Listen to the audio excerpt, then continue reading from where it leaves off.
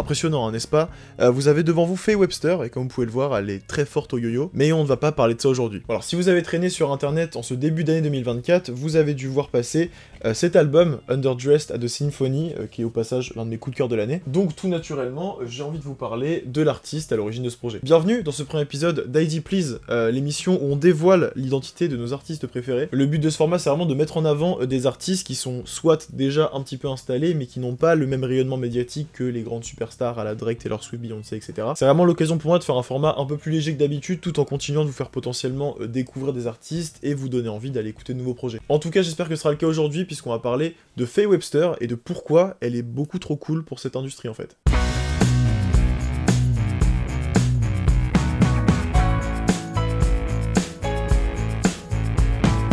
Ça va faire quelques années que Faye Webster est présente sur la scène indépendante. Son premier album est sorti il y a plus de 10 ans, on en a eu 4 autres depuis, dont le dernier, Underdressed at the Symphony, sorti le 1er mars 2024, qui est en train de sérieusement gagner le cœur des fans et des critiques, et le mien par la même occasion. Faye Webster est née et a grandi à Atlanta, en Géorgie, berceau de cette magnifique invention qu'est la trap music, et figurez-vous que ça a un rapport avec notre protagoniste. Au niveau de la famille, on est vraiment sur un cliché pour pas mal d'artistes, c'est-à-dire qu'il y a le grand-père qui était musicien et qui faisait d'ailleurs du bluegrass, donc un dérivé de la country, on a une mère violoniste et un frère guitariste, et pourtant, quand Faye Webster arrive au lycée, elle décide de monter un groupe de rap. Donc attends, experte de yo-yo et membre d'un groupe de rap alors que sa famille baigne dans la musique traditionnelle. Non, bah je vous avais dit qu'elle était trop cool pour ce monde. Bon, Faye Webster va quand même apprendre la guitare à côté et faire quelques open mic pour se faire la main, et c'est son père qui va la convaincre de commencer à enregistrer sa musique pour qu'elle puisse distribuer des CD à la sortie des concerts, comme ça elle gagne en notoriété et les gens qui sont venus la voir peuvent continuer à écouter sa musique. Du coup en 2013, Faye Webster n'a que 16 ans et elle sort son tout premier album en full indé. Et c'est un truc de fou comment la cover hurle 2013. Il y a tous les clichés réunis, le chapeau, le filtre, la frame de la photo, non c'est absolument génial.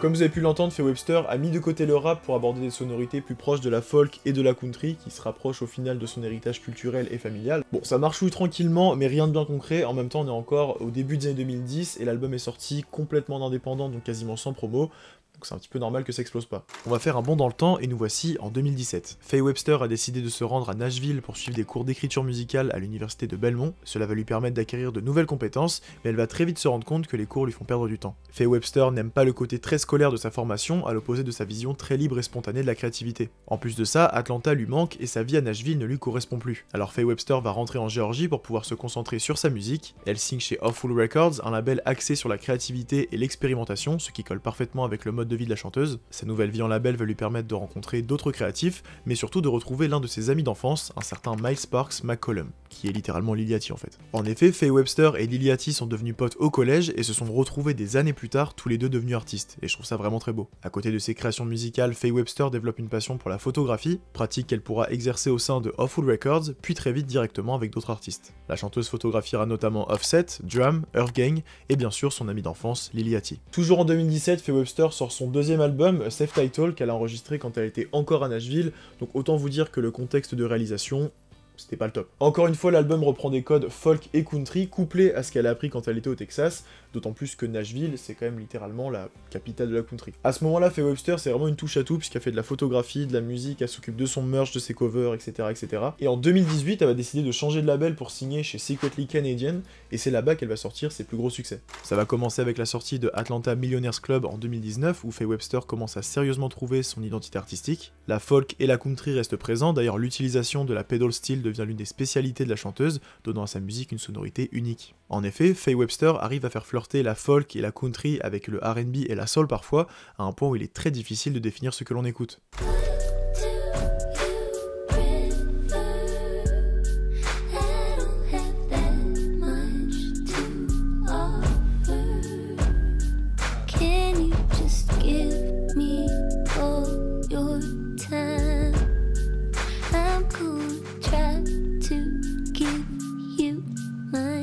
Mais la petite touche Faye Webster qui va faire toute la différence, c'est clairement son humour. La chanteuse aborde des sujets relativement tristes sur ses morceaux, mais elle arrive toujours à intégrer un élément qui soit lyrique ou musical pour un peu faire relâcher le côté mélancolique. Faye Webster parle aussi beaucoup d'ennui et de journées passées à rien faire. En vrai, elle a une vie très banale, hein, à jouer à la DS, à jouer à la Switch, elle passe des journées entières à se renseigner sur des sujets très précis pour aucune raison, d'où son attrait soudain pour le yo-yo d'ailleurs. Did you know that the third best female yo-yoer in the world is like 9 years old? Pretty crazy. Et ce côté très détaché de sa situation d'artiste, ça vient donner à sa musique un aspect beaucoup plus réel, ce qui fait qu'on se connecte plus facilement avec ses paroles. C'est quelque chose qu'elle continuera sur son 4e album, I Know I'm Funny, Haha.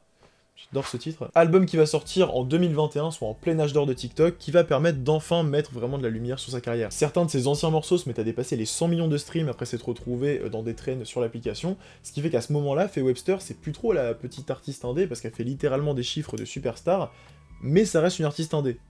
C'est un peu compliqué en vrai. Courant 2023, Faye Webster commence la promo de son prochain album en dévoilant les singles But Not Kiss et Lifetime, avant de s'associer début 2024 avec son ami d'enfance Lil Yachty pour donner naissance au morceau Lego Ring.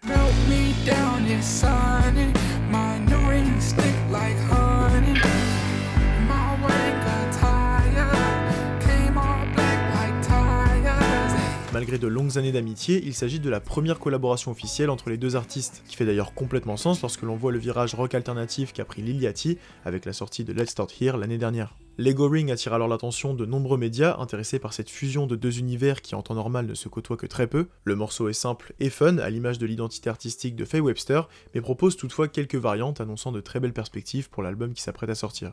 Nous sommes alors le 1er mars 2024, et Faye Webster nous dévoile son 5e album studio, Underdressed at the Symphony. Et là, c'est le coup de foudre, enfin avec un petit peu de retard, parce que le 1er mars, moi j'étais trop occupé à exploser mon crâne en écoutant Blue Leaves de Schoolboy Q. Mais une semaine après sa sortie, j'ai enfin eu le temps de me poser et d'écouter Underdressed at the Symphony. Ce qui a vraiment retenu mon attention au tout début, ça a été la simplicité de l'album, dans le sens où il y a beaucoup de riffs répétitifs, très peu de paroles, des constructions de morceaux assez classiques. Bref, si on s'arrête là, Symphony a vraiment tous les codes d'un album indépendant, tout ce qu'il y a de plus banal, et pourtant, je suis incapable de vous donner un équivalent. Et j'ai très vite compris qu'il n'y en avait juste pas, parce que Faye Webster a sa propre empreinte, elle a sa propre patte, sa propre plume, qui vont donner à cet album ce côté unique et ses sonorités si spéciales. Underdressed at the Symphony a été enregistré au Sonic Ranch Studio à Tornillo, Texas. Une première pour Faye Webster, qui avait jusqu'ici l'habitude de produire ses albums à domicile. Mais ça ne va pas l'empêcher de garder un processus de création très simple. Les morceaux sont enregistrés maximum 3 fois avant que la chanteuse et son équipe choisissent la version qui leur plaît le plus, et c'est dans la boîte. Sur ce nouvel album, Faye Webster laisse davantage de place à la production, limitant grandement la place que prennent ses paroles. Les morceaux respirent, prennent leur temps et nous font voyager au son d'un étrange croisement entre le rock alternatif, la soul, la folk et évidemment la country. Faye Webster nous ressort d'ailleurs son iconique pedal steel pour donner à son album ce côté très lonely cowboy, désormais propre à sa carrière. En fait, écouter Underdressed at the Symphony nous donne envie de contempler le coucher de soleil, un verre à la main, bien installé sur le fauteuil du porche de notre maison.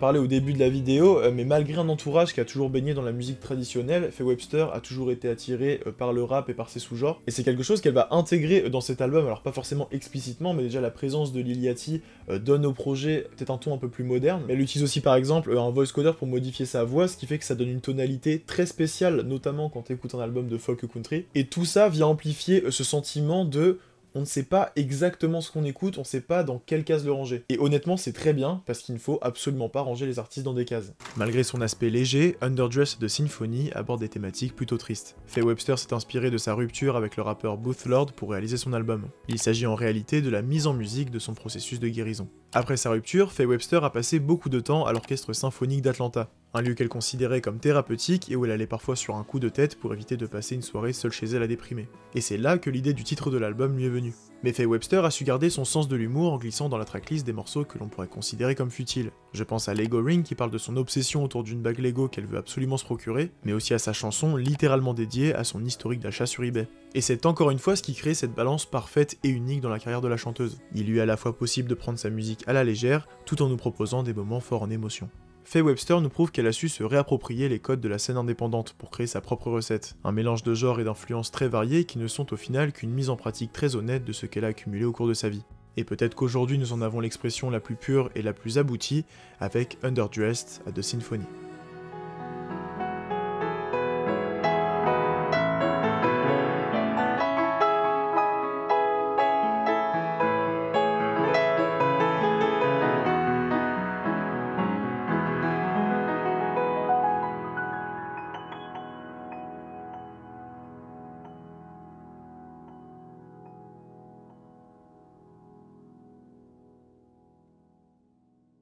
J'espère que la vidéo vous a plu, j'aime beaucoup faire ce genre de petit format, ça me permet de libérer des phases obsessives que je peux avoir avec certains albums. Dites-moi en commentaire ce que vous avez pensé de Underdress et de Symphony, si vous l'avez déjà écouté, et si ce n'est pas le cas, bah, je vous invite évidemment à le faire. D'ailleurs, le vinyle de l'album est disponible à la FNAC, et si vous l'achetez en passant par le lien qui est en description, ça permet de soutenir la chaîne tout en vous faisant plaisir, donc honnêtement ça régale. N'hésitez pas à vous abonner et à partager la vidéo, soyez curieux, écoutez de la musique, tout ça vous connaissez. Et moi je vous dis à la prochaine, salut! I'm feeling good today. I ate before noon. I think that's pretty good for me. I'm gonna see my brother. He's got a new girl, but he's good at making time for me.